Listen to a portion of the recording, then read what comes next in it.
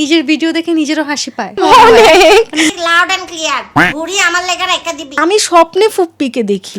এই বিলাই আর বাঘের মধ্যে পার্থক্য বুঝছ তো? আমার যখন খুব বেশি মন খারাপ থাকে আমি দেখা যায় তখন আরো বেশি বেশি ফানি ভিডিও দিই, দেখি যে না আরে এটাই তো মজা লাগছে, বিনোদনের একটা খোরাক।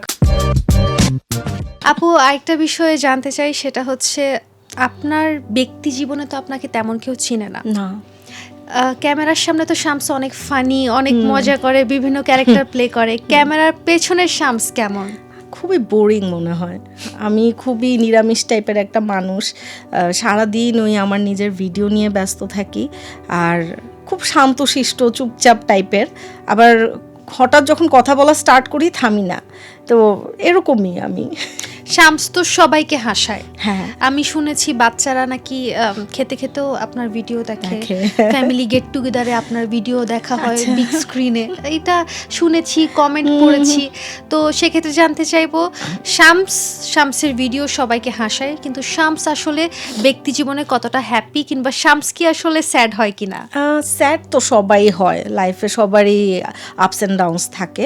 বাট হ্যাঁ, ব্যক্তি জীবনে আমি বলবো কি, মানে ফ্যামিলি যদি সাথে থাকে অনেক খারাপ সময়ও না খুব ইজিলি কাটিয়ে দেওয়া যায় যদি ফ্যামিলির সাপোর্টটা থাকে। আর যদি দেখা যায় যে আমার একটা বিপদ আসলো, একটা সমস্যার মধ্যে আমি আছি, আমার সাথে আমার মা বাবার সাপোর্ট নেই, আমার হাজব্যান্ডের সাপোর্ট নেই, তখন ওই জিনিসটা আরও কষ্টের হয়ে যায়।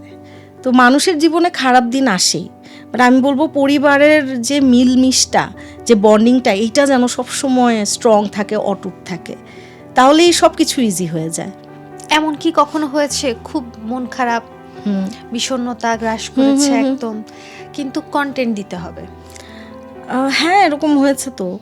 আর তখন কি করেছেন? আমি এখন একটা কথা বলি যে আমার যখন খুব বেশি মন খারাপ থাকে আমি দেখা যায় তখন আরো বেশি বেশি ফানি ভিডিও দিই, কারণ আমি ওগুলো নিজে দেখি, নিজে হাসি, তারপর আমার মনটা আবার ভালো হয়ে যায়। এটা আমি করি। ইনফ্যাক্ট আমি তো শুরুই করেছিলাম এই কারণে তাই যে নাকি? ওই সময় দেখা গিয়েছিল যে আমি আমার প্রফেশন নিয়ে হ্যাপি না, আমার লাইফে এত ব্যস্ততা, MBA এর পরীক্ষা, প্রেজেন্টেশন, এগুলো আমার এত পেইনফুল মনে হচ্ছিল।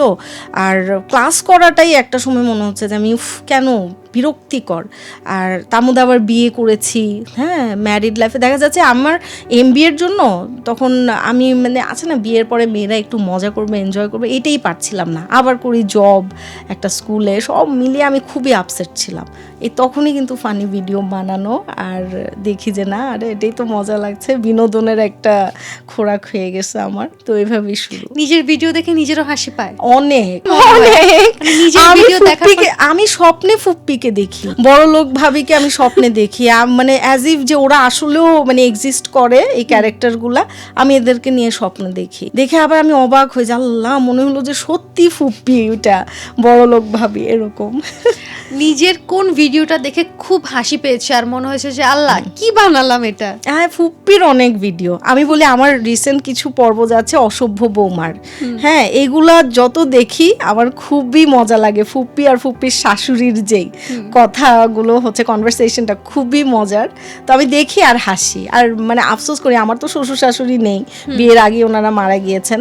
তো আমার মনে হয় যে আল্লাহ, আমি যদি সত্যি এরকম একটা শাশুড়ি পেতাম, বউ থাকতাম, আমার যদি এরকম থাকতো, খুব তুতু ম্যামে টাইপ হতো, খুব মজা হতো।